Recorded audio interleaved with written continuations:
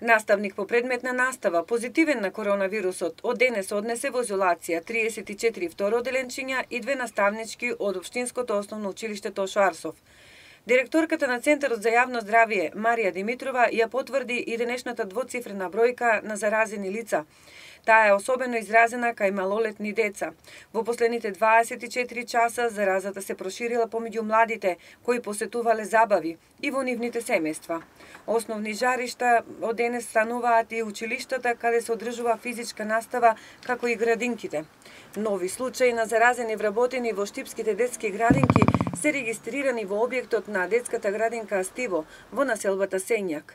Од денес, поради инфекција со коронавирус во изолација, заминаа и воспитувачка и негователка, заедно со 6 дечиња. Во Штипското инфективно оделение почина 72 годишен пациент. Денес се хоспитализирани вкупно 53 пациенти, од кои уште 20 се на потешка клиничка слика и се на кислородна поддршка. Во основното училиште Тошо Арсов досега од коронавирусот се заразени тројца наставници.